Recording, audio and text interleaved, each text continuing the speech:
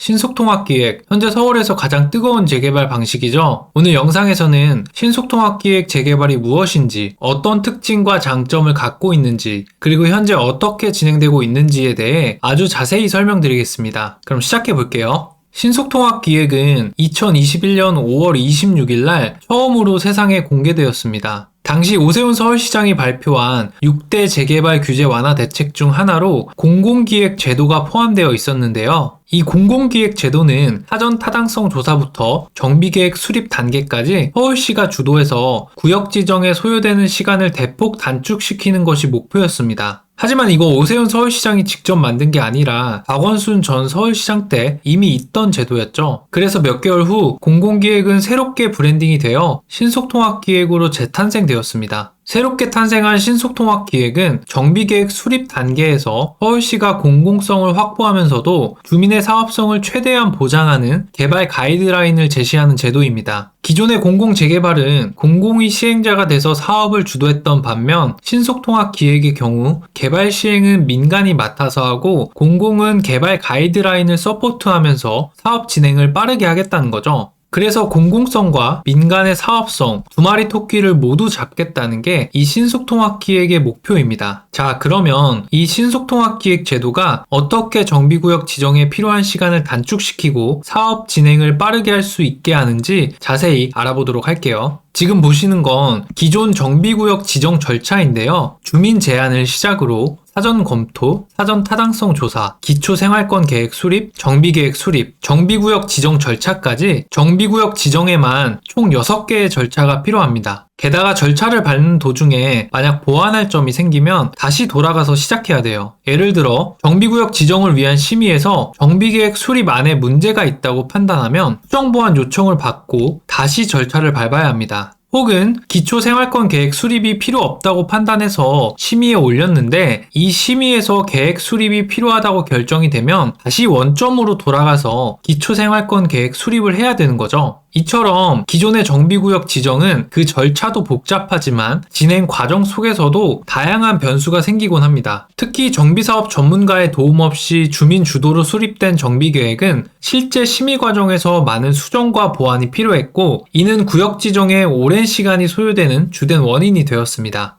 그래서 실제로 정비구역 지정을 완료하는 데만 평균 4년에서 5년 정도의 시간이 걸렸습니다. 그런데 문제는 정비구역 지정은 사업의 끝이 아닌 시작이라는 거예요. 구역이 지정되고 나서 사업 마무리까지 또다시 10년이 필요합니다. 지금 도심 속 공급이 너무 급한 상황인데 재개발 한번 하는데 15년이 걸리면 어떻게 될까요? 서울 집값 안정화는 물 건너가겠죠? 서울 집값 안정화가 물 건너가면 정권도 그대로 뺏기게 되는 거예요. 그쵸? 따라서 신속통합기획은 빠른 주택 공급을 위해 구역 지정 기간을 획기적으로 단축시켜줍니다. 기존에는 사전 타당성 조사, 기초생활권 계획 수립, 정비계획 수립 절차에 32개월의 시간이 소요되었지만 이 절차들을 신속통합기획 하나로 통합해서 14개월로 단축시킬 수 있게 되었어요. 그런데 기존 절차들을 모두 다 생략하는 건 아니고요. 신속통합기획 안에 사전 타당성 검토에 필요한 내용부터 약식 기초생활권 계획까지 정비계획 수립에 필요한 전반적인 항목들이 모두 포함되어 있습니다. 나눠서 하던 걸 통합하고 간소화시켜서 구역 지정에 필요한 시간을 단축시키는 개념으로 여러분들이 이해해 주시면 될 것 같습니다. 자, 그러면 이 신속통합기획은 누가 만드는 걸까요? 공공일까요? 아니면 민간일까요? 정답은 둘 다입니다. 서울시에서 자문그룹과 실무 워킹그룹을 만들어서 주민 참여단과 함께 소통하며 신속통합기획안을 만들게 됩니다. 여기서 자문그룹은 도시, 건축, 교통, 환경 등 다양한 분야의 전문가 그룹인데요. 신속통합기획안을 만드는 과정에서 자문하는 역할을 하게 됩니다. 그리고 실무 워킹그룹은 서울시 도시계획과 공무원, 주관부서 공무원, 공동주택 설계 전문가로 구성돼서 실제 신속통합기획안을 만드는 실무 역할을 합니다. 마지막으로 주민참여그룹은 사업의 주체로서 실무그룹에서 만든 안을 검토하고 주민들의 의견을 제시하면서 실무진과 소통하는 역할을 하게 됩니다. 그래서 정리해보면 실무 워킹그룹에서 신속통합기획안을 주도적으로 만들게 되는데 만드는 과정 속에서 자문그룹의 여러 자문들을 받게 되고 또 주민 참여단과 적극 소통을 하면서 공공성과 사업성이 보장되는 최적의 기획안을 만들게 되는 거죠. 그리고 이 기획안을 토대로 정비 계획을 수립하게 됩니다. 이제 신속통합기획 방식의 개발 절차들이 조금 이해되시죠? 자, 그러면 앞서 살펴본 주민참여단에 대해 조금 더 알아볼게요. 주민참여단은 기획안 작성 시 굉장히 중요한 역할을 하게 됩니다. 구역 내 주민들을 대표해서 주민 의견을 내야 되고 주민들의 이익이 극대화되는 방향으로 기획안을 유도해야 되기 때문이죠. 그래서 최초 주민참여단 구성이 상당히 중요하다고 할 수 있고 구역에서 유능하신 분들이 많이 참여해 주셔야 합니다. 통상 후보지 선정 이후에 구청에서 주민 참여단 모집을 하게 되는데 모집 공고문에 모집 인원과 활동 내역, 선정 방법 등이 자세하게 기술되어 있습니다. 따라서 주민 참여단에 참여하고 싶은 소유주들은 필히 이 공고문을 확인해서 기간 내에 신청을 하셔야 됩니다. 그리고 신속통합기획은 단순히 구역 지정 기간을 단축시키는 것 말고도 다양한 도시계획 인센티브를 제공하고 있는데요. 먼저 기존의 최고 35층이었던 획일적인 높이 기준을 폐지하고 지역별 특성에 맞게 높이 기준을 세울 수 있습니다. 또한 2종 7층 이하 주거지역을 공공기여 없이 2종 일반 주거지역으로 조정해서 사업성이 떨어지는 곳들의 개발 가능성을 열어줬습니다. 뿐만 아니라 역세권 주변을 고밀 개발해서 주택 공급을 확대할 수 있게 했고 전용 주거지역이나 경관지구 같은 정비 소외 지역들도 개발할 수 있도록 규제를 완화하고 있습니다.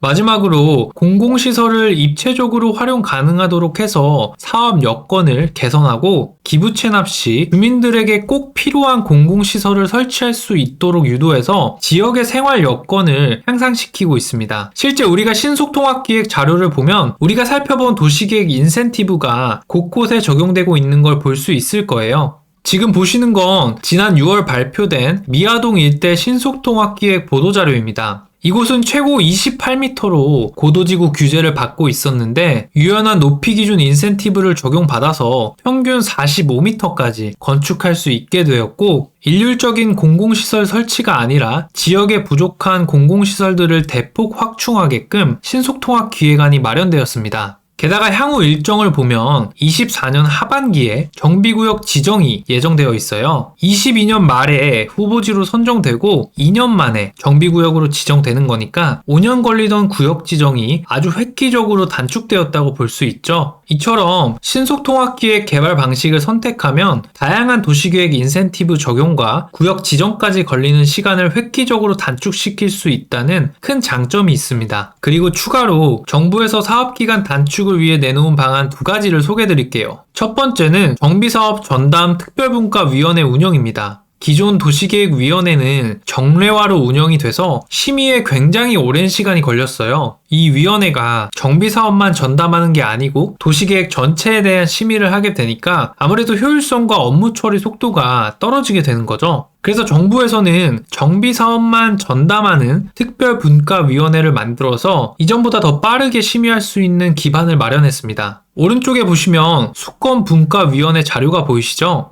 정비사업 전문가로 구성된 전담 분과에서 정비사업과 관련된 안건들만 처리해서 이전보다 더욱 빠르게 심의를 진행할 수 있게 되었습니다. 그리고 두 번째는 통합심의입니다. 일반적으로 조합 설립 인가 이후 사업 시행 인가를 받기 위해선 건축심의, 교통심의, 환경심의를 모두 받아야 되는데요. 이렇게 각각 개별 심의하게 되면 단계별 위원회 간 의견 차이가 있을 수 있고 이로 인해 사업을 진행하는 조합 입장에서 혼선을 겪는 경우가 빈번하게 발생했습니다. 게다가 시간도 굉장히 오래 걸리겠죠. 이러한 부작용을 최소화하고자 단계별 절차를 통합해서 심의하는 통합심의 절차를 만들었습니다. 건축, 교통, 환경을 통합으로 심의해서 위원회 간 의견 불일치 문제도 해결하고 시간도 단축시킬 수 있게 되었습니다. 자, 그러면 지금까지 배웠던 내용을 다시 한번 정리해 볼게요. 우리가 신속통합기획 개발 방식을 선택하게 되면 서울시에서 정비계획 가이드를 제공해서 신속하고 효율적으로 정비계획을 수립할 수 있게 되고 이후 수권분과위원회에서 빠르게 구역지정 절차를 지원하게 됩니다. 그리고 사업 시행 인가 단계에서는 건축계획 가이드 제공과 통합심의 절차를 통해 사업이 빠르게 진행될 수 있도록 지원하는 것이 바로 이 신속통합기획 개발 방식이라고 할 수 있습니다. 자, 그러면 만약에 우리가 신속통합기획 방식으로 개발을 하고 싶다라고 하면 어떤 절차들이 필요할까요? 재개발을 기준으로 설명드리면 신속통합기획 후보지로 선정되는 것이 가장 첫 번째입니다. 후보지로 선정이 되어야 신속통합기획 방식으로 개발을 할 수 있어요. 그럼 후보지는 어떻게 되는 거냐? 원래 매년 정기공모를 통해서 후보지를 선정했습니다. 그런데 2023년 5월에 정기공모를 수시 신청 방식으로 변경했고, 현재는 수시 신청 방식이 입안 요청제로 법제화돼서 이 입안 요청제를 통해서만 후보지로 선정될 수 있습니다. 그래서 만약 우리 지역이 신속통합기획 후보지가 되고 싶다라고 하면 입안 요건을 갖춰서 자치구에 입안 요청을 해야 합니다. 자치구에서 입안 요청을 받게 되면 구역 지정 요건은 갖췄는지, 반대가 심하지 않은지 등 사전 검토를 하게 되고요. 검토 결과 적정하다고 판단이 되면 서울시 선정위원회에 상정 요청을 하게 됩니다. 이 상정 요청이 뭐냐면 우리가 이 구역을 검토해봤는데 문제가 없어. 그러니 서울시에서 후보지가 될 수 있는지 최종 확인해줘 라고 서울시에 요청하는 거죠. 그러면 서울시는 이 요청을 받아서 선정위원회를 개최하게 되고 후보지 선정 기준을 면밀히 검토해서 후보지로 선정할지 말지를 결정하게 됩니다.